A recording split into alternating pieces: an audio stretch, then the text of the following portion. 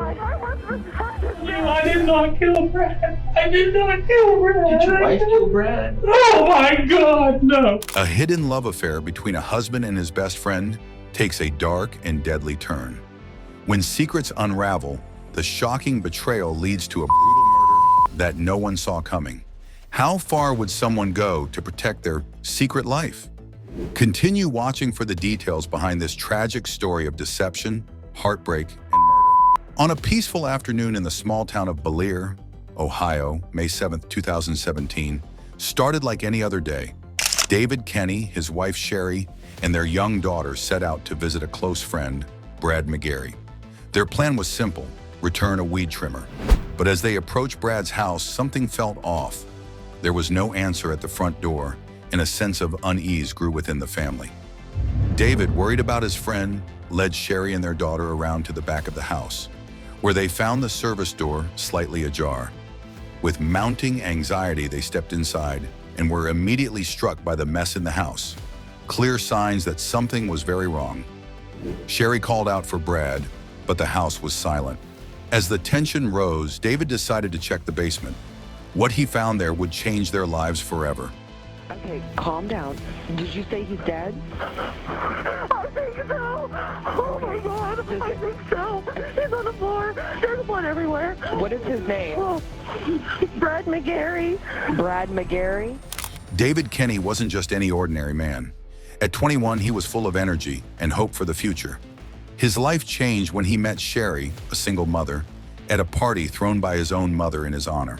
It was love at first sight for David, and the very next day he told his mother that Sherry was the one. Some of David's friends questioned his decision to marry a woman with 3 kids at such a young age. But David was committed. He wasn't afraid of the responsibility that came with raising a family, even though he was still young himself. To support Sherry and her children, David took up training to become a coal miner, a dangerous but well-paying job that would ensure his family's needs were met. During this time, he met Brad McGarry, a man with a background just as unique as David's. Brad had grown up in the conservative environment of Cambridge, Ohio, in the 1970s, which wasn't an easy place for someone openly gay. He had faced insults and prejudice but stood firm in his truth. After spending years as a hairstylist in a small town where his line of work was tough, Brad made a surprising career change. He became a coal miner. David and Brad quickly became friends, and their bond only grew stronger with time. Brad was adored by David's family, earning the nickname Uncle Brad from David's kids. My mom told me that my Uncle Brad has been killed. They were a close-knit group, often sharing holidays and good times together. By 2017, David was happily married to Sherry, and Brad was juggling work, family, and a secret romance. On May 7th of that year, Brad attended a family gathering before telling his cousin he had a meeting later in the day. That evening, David and Sherry, along with their youngest daughter, visited Brad's house. They were surprised when no one answered the door, even though Brad's car was parked outside. Their concern grew when they found the service door unlocked, prompting David to enter the house while Sherry searched upstairs. David's search led him to the basement, where he made the grim discovery: Brad was lying lifeless in a pool of blood. Sherry, hearing David's screams, rushed downstairs to find the same horrifying scene. Sherry immediately called 911, and within moments, the police arrived at the house to begin their investigation. The police found David and Sherry in shock, telling officers how they had come to check on their friend, only to be met with an unimaginable tragedy. They explained their close relationship with Brad, emphasizing the deep bond they shared over the years. They had even planned a trip to the Bahamas together later that summer. When asked if Brad had any enemies or trouble in his life, David and Sherry mentioned that Brad had recently ended a volatile relationship with a man named Scotty. Who's the guy? He was in with the guy? Yes, sir. Yeah. Okay, who was the guy? Scott. Although they didn't know his last name, they told the police about the frequent arguments between Brad and Scotty. As the investigation progressed, detectives examined the scene closely. Brad had been shot in the head, and at first the officers speculated it could have been a suicide. But when forensic experts turned Brad's body over, there was no weapon to be found, ruling out that possibility. They flipped him over, they didn't see a gun. If that's the case, it wasn't no suicide. The house was also in disarray, drawers open, the kitchen a mess, and furniture in disarray. But something didn't add up.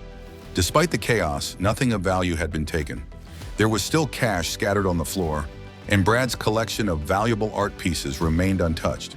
This led detectives to believe the scene had been staged to look like a robbery. With no signs of a break-in, detectives began considering other theories, including the possibility of a hate crime due to Brad's sexual orientation. However, when they spoke to Brad's co-workers at the coal mine, everyone had nothing but kind words for him. Brad was well-liked and respected by his peers, and the theory of a hate crime was quickly dismissed. As detectives delved deeper, they uncovered more information about Brad's troubled relationship with Scotty. But when they tracked Scotty down, they learned he had been in jail for months, ruling him out as a suspect in Brad's murder. Although they briefly considered the possibility that Scotty could have orchestrated the crime from jail, detectives soon shifted their focus elsewhere. A breakthrough came when detectives spoke with one of Brad's cousins. He revealed that on the day of the murder, Brad had left a family gathering, mentioning he had plans to meet someone named DJ. Brad had hinted that DJ was someone he had been romantically involved with, a married man who hadn't come out to his wife about his relationship with Brad. Under pressure from investigators, Brad's cousin finally revealed DJ's full identity. It was David, the very man who had discovered Brad's body. Detectives were stunned. Up until this point, David had been seen as a key witness, genuinely grieving the loss of his friend. But now with this revelation, everything took on a new light. The man who had led the police to Brad's body was the same man who had been having a secret affair with him. Suddenly, the pieces of the puzzle began to fit together. David wasn't just a grieving friend, he had been deeply entangled in Brad's life. When the police first arrived at the crime scene, David Kenny played the part of a grieving friend perfectly. He seemed shocked and distraught, claiming to have just stumbled upon Brad's body while dropping off a weed trimmer at his house. But as detectives dug deeper, they quickly realized David was hiding much more than just a good deed gone wrong. David had been close to Brad, but it wasn't just a friendship as he initially led everyone to believe. Behind the scenes, the two men were involved in a secret relationship, one David had been hiding from his wife, Sherry. When detectives asked David for his phone, they claimed they only needed it to retrieve photos related to the crime scene.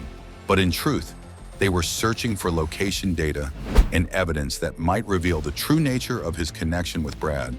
Their suspicions were confirmed when they discovered that David's phone had been at Brad's house during the exact time of the fatal shooting. Though David tried to erase incriminating text messages, forensic analysis recovered messages that confirmed an affair between him and Brad. Meanwhile, investigators pored over surveillance footage from a neighbor's camera. The video showed David arriving at Brad's home shortly before the estimated time of the murder. Curiously, he was driving his wife's car, not his own. The footage documented David leaving the house 40 minutes later, only to return later that evening with his family, claiming he was there to deliver a weed trimmer Brad had requested. Detectives now had solid evidence. David had been at Brad's house during the time of the murder. It was time to confront him with the truth.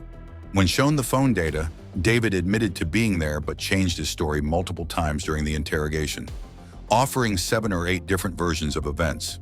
In one version, David claimed that an unidentified man had been at Brad's house, and after an argument, this stranger shot Brad and threatened David into silence. The detectives didn't believe this far-fetched tale and pressed David for the truth. Eventually, David confessed to the affair, explaining that Brad had become angry when he tried to break things off that afternoon. According to David, Brad brandished a gun, which led to a struggle, and in self-defense, David claimed he managed to wrestle the gun away and shot Brad. However, forensic evidence would soon blow this story apart. The autopsy revealed that Brad had been shot twice, both times in the back of the head. This contradicted David's self-defense claim, as it suggested Brad was shot from behind, not during a face-to-face struggle. Despite his attempts to manipulate the story, the facts didn't add up. David's final version of events didn't convince anyone. When asked about the weapon, he claimed to have thrown it away after fleeing the scene. But despite a thorough search, the murder weapon was never found. The detectives had enough evidence to arrest David for Brad's murder. Before taking him into custody, they allowed him to speak with his wife, Sherry. In a heartbreaking conversation observed by police, David admitted to the affair, leaving Sherry in shock. Through tears, she asked if he was mocking her, devastated by his betrayal. On May 9th, David was officially charged with first-degree murder. Investigators theorized that Brad, frustrated with hiding their relationship, had threatened to reveal the affair, giving David a motive to kill his friend in order to protect his double life. A few days later, David appeared in court for his preliminary hearing, facing charges of murder. He remained silent as detectives testified about the evidence they had collected. The prosecution pointed out the numerous inconsistencies in David's stories, from the surveillance footage to his changing accounts of what happened at Brad's house. At one point, David's defense attorney argued that if any crime had been committed, it was manslaughter, not murder, claiming that David had acted in self-defense. But the prosecution relied heavily on the autopsy results, which showed Brad had been shot in the back of the head twice, evidence that couldn't be reconciled with self-defense. The judge found probable cause to send the case to county court and set David's bail at $1 million. His defense team immediately requested a reduction in the bail amount, but the judge denied the request, citing David's deceit in bringing his wife and daughter to a house where a dead body lay, all under the guise of returning a weed trimmer. Weeks later, during another hearing, David's defense attorney filed numerous motions, including yet another attempt to reduce bail. Friends and family members of David testified to his good character, painting a picture of a devoted husband and stepfather who had been supportive and responsible for their family. Even Sherry, despite her shock and grief, testified on his behalf. But the judge remained unmoved, citing the severity of the charges and David's dishonesty. David's trial finally began and lasted a week. During the trial, the prosecution presented all the evidence gathered: the surveillance footage showing David at Brad's house before the murder, and the body cam footage from the police, which exposed his lies from the start. They built a strong case demonstrating that David had planned the murder to silence Brad and protect his secret life. David's defense, on the other hand, continued to argue that the shooting had been in self-defense, though the facts and forensics clearly told a different story. The case captivated the court, but as the evidence unfolded, it became increasingly clear that David had gone to great lengths to hide the truth about his relationship with Brad and had ultimately taken Brad's life to keep his secret safe.